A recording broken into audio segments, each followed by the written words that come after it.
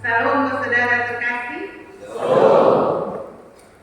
Terpuji-pujilah Tuhan yang masih memberi kita hidup, bahkan mengizinkan kita ada dalam ibadah disertai firman-Nya. Bapak Mama tahu itu kelayakan yang diberikan Tuhan.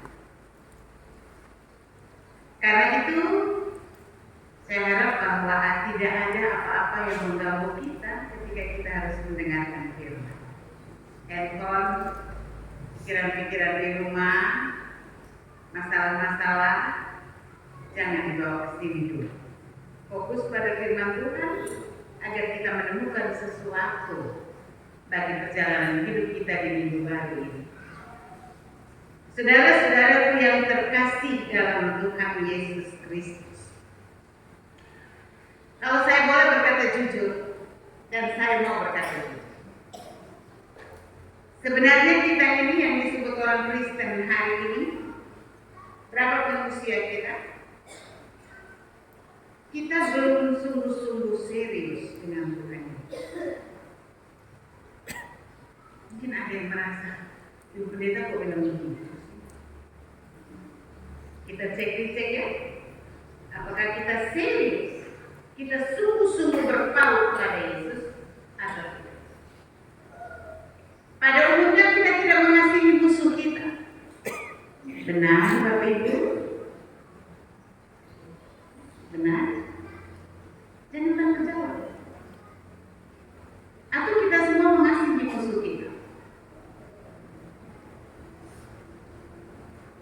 Pada umumnya kita tidak mengampuni 70 kali 7 kali. Benar Bapak Ibu?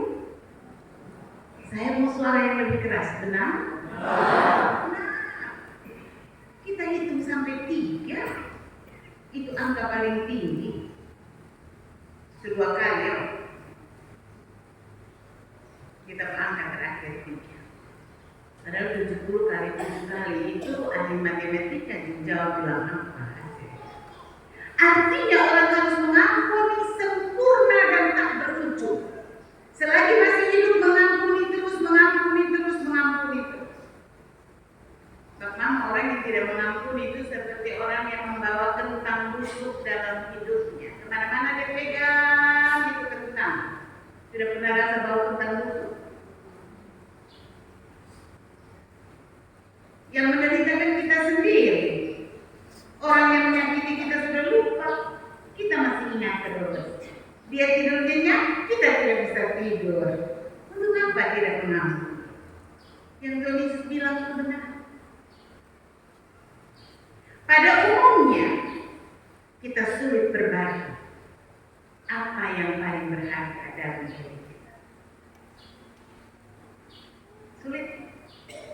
Kalau zaman perjanjian lama itu orang bisa bawa emas ke Bait Allah. Sekarang mana? Itu hartaku, tak mungkin kuberikan pada siapa. Tuhan Yesus bilang kalau kau punya 2 helai baju, bagi 1 kepada yang tidak punya. Kita ini punya 5 lemari baju. Bagi. Kalau mau bagi, Bapak Ibu kita lihat nih. Ini sudah sesak nih. Tapi pasti beta bisa diet, kau turun kembali. Soalnya ini baju mahal. Kita kasih Isa, kasih Isa. Yang kita kasih, yang kita sudah bisa pakai betul-betul, dan mungkin orang yang terima sudah bisa pakai. Saya cukup cek-cek sampai sini dulu ya. Kita bisa cek-cek lebih banyak hal. Apakah kita sungguh serius dengan Tuhan Yesus?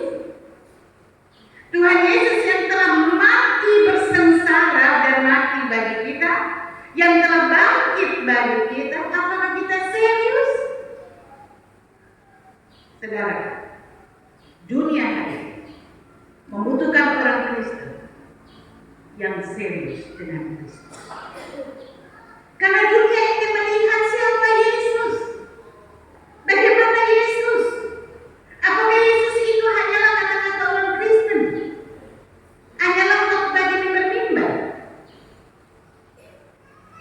Martin Luther bilang, orang Kristen Kristen mestilah yang dapat menunjukkan Kristus dalam hidupnya dan bisa lihat Kristus ada di diri orang lain.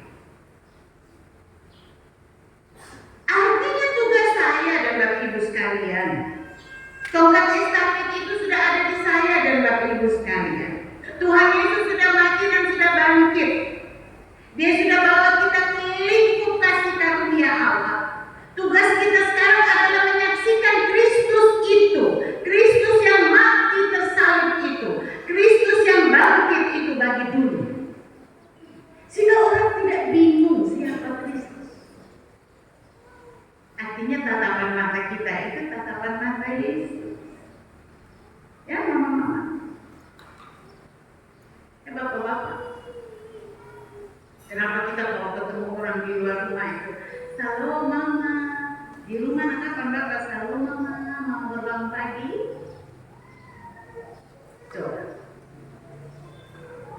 Atau mama, di luar ketemu orang selalu mama, manis kan? Sinar matanya bagus kan? Tapi di rumah bapak bangun di Sonto, di Subang. Bolehkah kita mulai dengan salam bapak? Sehat. Papa sentuh sedikitlah mama membantu karena dia bangun pagi-pagi, dia sudah repot dari muka sampai belakang. Jadi biar mama tuh cerewet, tapi ibu perempuan itu 2000 kata dia harus keluar dalam 1 hari. Jadi kalau mama-mama istri di rumah cerewet begini biarkan saja, tidak apa-apa.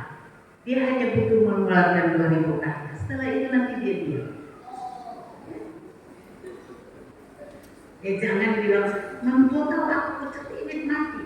Itu hari kita ketemu sama satu, aduh dia pun kalah. Belum. Sama-sama nanti dia pun cerewet 2000 kata harus keluar. Bapak Ibu saudara terkasih, Rasul Paulus membuka teks yang kita baca dan sekaligus menjadi nasihat membimbing kita. Sebab itu kita yang dibenarkan karena iman hidup dalam damai sejahtera dengan Allah melalui Tuhan kita Yesus Kristus. Artinya oleh peristiwa salib, oleh peristiwa kebangkitan, saya dan mama saudara sekalian boleh hidup dalam lingkup damai sejahtera Allah, lingkup kasih karunia Allah, melengkup sepuas-puasnya kasih sayang Allah. Itu hebat. Tapi kalau orang saling tahu mengampuni orang lain itu, apa itu dia hidup damai dengan Allah? Sampai tahu mama.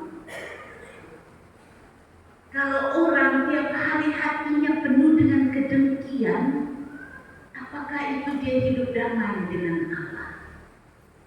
Kalau orang itu dia kenik batu, orang Kupang bilang, kenik bebelo. Apakah itu dia hidup damai dengan Allah? Kalau orang yang dia setiap hari, orang lihat dia begini, memang dia paling pemarah, jadi tiap hari dia tambah marah-marah. Apakah dia hidup dalam damai sejahtera dengan Allah? Ada 2 orang duduk nih, dia datang dari sana. Ini orang bilang begini, stop. TKB telanjang sudah. Sedikit tersinggung. Apakah dia hidup damai sejahtera dengan Allah? Tapi di majelis jemaat di sini sampai ada ya Bapak Mama ya. Di sini semua baik-baik. Jemaat Getsemani itu baik-baik. Karena Getsemani itu mengingatkan pergumulan terdalam dari Yesus. Ya.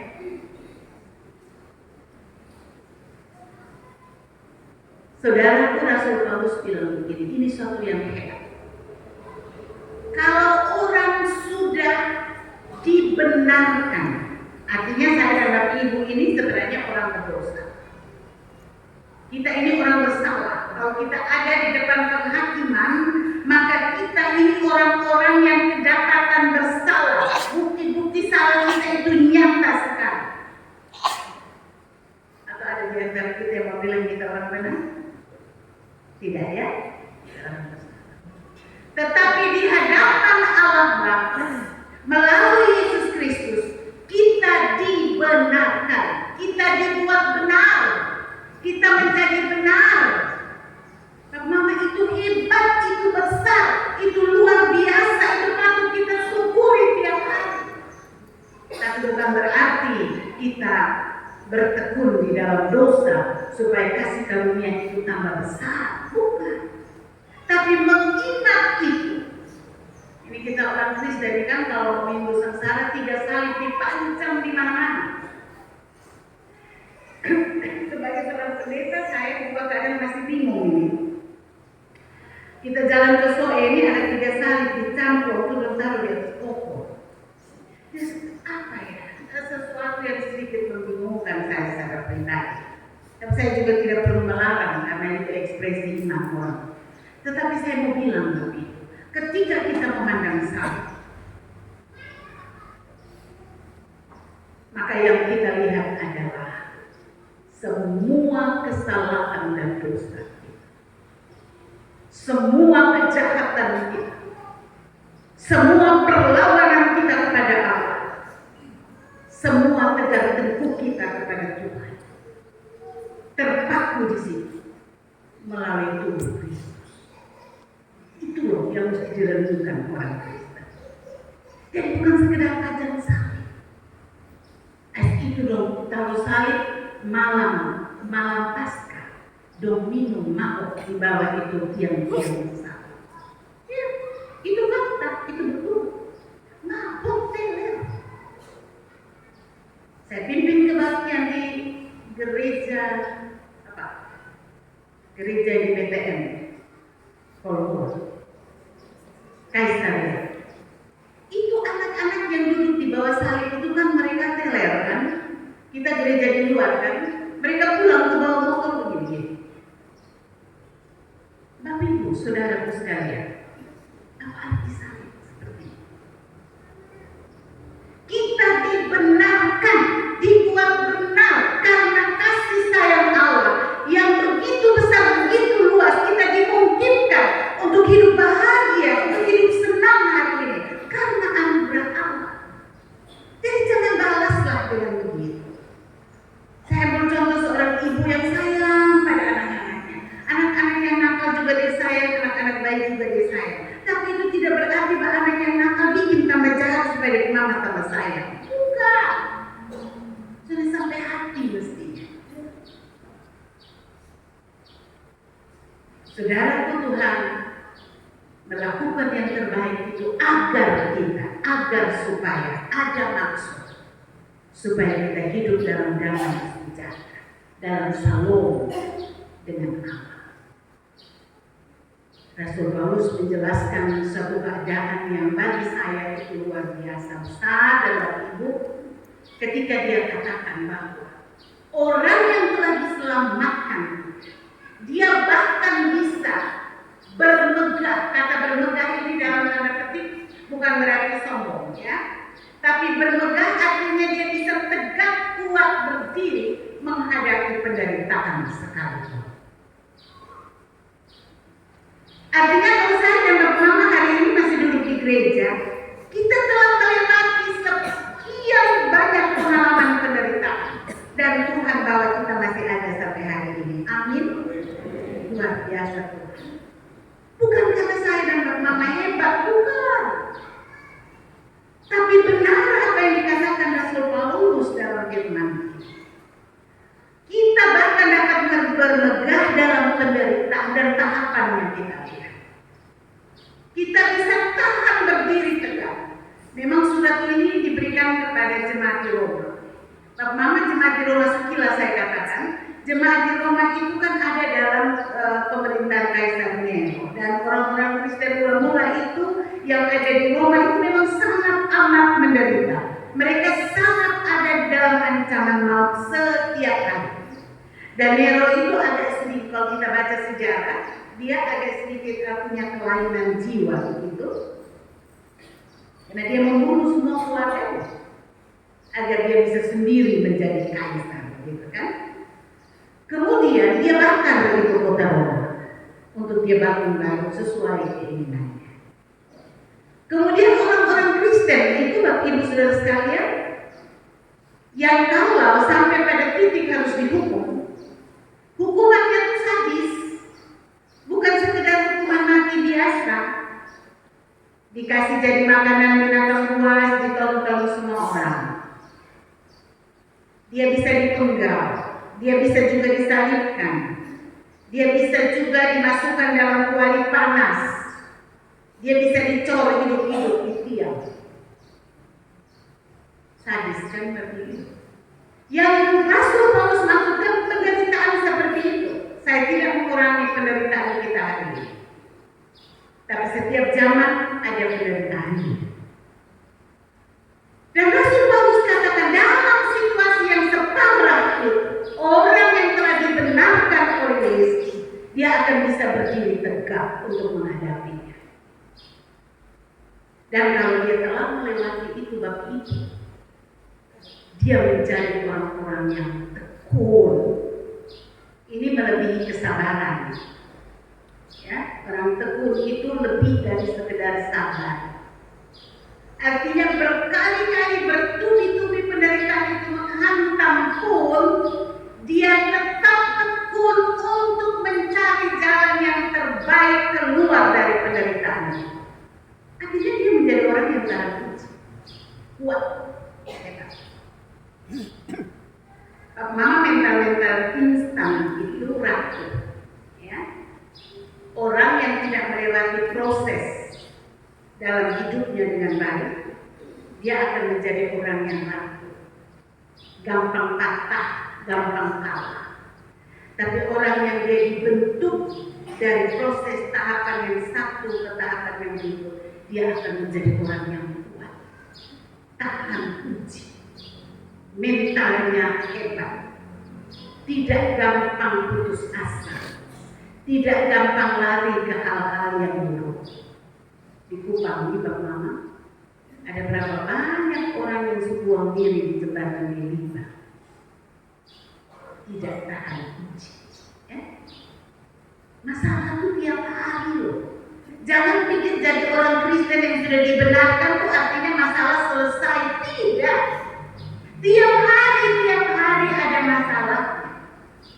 Karena itu jangan piko-piko masalah yang kemarin, sebulan lalu, setahun lalu, 10-an tahun lalu, piko sampai sekarang. Tak usah lah. Kata Yesus, kesusahan sehari cukup untuk malam mau tidur di dalam Bapa. Beta taruh semua di Bapa muka. Dan sekarang beta tidur. Beta percaya Bapa selesaikan ini bagi beta. Karena beta sudah diselamatkan. Bangun besok pagi Bapak, beta sama Piko yang termalam. Karena beta tahu hari ini ada masalah baru. Dan beri beta kekuatan untuk masalah baru hari ini. Orang Kristen itu harus begitu. Sehingga Rasul Paulus bilang, orang yang melewati tahapan-tahapan itu, dia akan hidup menjadi orang yang berpengharapan. Pertama ketahui kalau searah pengharapan lain itu sama sesumati. Itu mayat hidup yang jalan-jalan. Ya. Jadi hidup itu tetap harus ada pengharapan. Kalau hari ini terlihat sangat aduh beta kok anak gagal. Aduh beta panen tidak terlalu bagus karena curah hujan tahun ini kacau balau. Tetap berpengharapan. Besok Tuhan pasti melakukan yang baru bagi beta. Amin. Harus begitu. Jadi orang Kristen yang telah dibenarkan dan diselamatkan oleh Yesus itu, dia harus hidup dalam tahapan itu dan percaya, yakin bahwa Tuhan tidak meninggalkan dia sendiri. Itu bukan kata-kata kosong. Firman itu hidup, firman itu ya dan amin. Tugas saya dan Mama itu pegang firman kuat-kuat, percaya sungguh-sungguh bahwa segala sesuatu akan menjadi baik-baik saja di dalam Tuhan. Amin. Kalau hari ini ada di antara Bapak Mama, saudara-saudara anak-anak muda yang datang, ada beban di hati. Katakan pada Tuhan sekarang, Bapak, saya percaya persoalan ini selesai. Saya percaya besok Tuhan akan memberi yang baru. Tuhan akan memberi hadiah baru. Semua orang yang telah melewati tahapan-tahapan yang dikatakan Rasul Paulus ini, dia akan mendapat hadiah dari Tuhan. Kata firman Tuhan, kita punya pengharapan untuk mendapat kemuliaan dari Allah. Wah, dari manusia satu rasa hebat ya. Kalau orang menyapa kita dalam status kita yang besar, yang tinggi, kita sudah rasa hebat. Apalagi kalau kemuliaan itu diberikan oleh Tuhan. Dan itu saudaraku sekalian, kita pulang hari ini menjalani minggu dengan keyakinan bahwa kita telah dibenarkan. Jangan lagi hidup dalam penyesalan dosa. Tiap hari kita pikir ketemu dosa-dosa moral. Beta pernah begini, beta pernah begini. Ketemu masalah, aduh jambu ini menghari karena itu. Jangan. Itu berarti kita melakukan pengampunan Tuhan. Selesai buang yang kemarin. Ya, jangan lagi hidup dalam bayang-bayang masa lalu. Hiduplah berpengharapan ke depan. Saudaraku, kasih Allah itu seluas samudra. Seluas samudra raya. Silakan selami kasih Allah, nikmati dengan sukacita agar hidup kita berarti dari hari ke hari. Amin.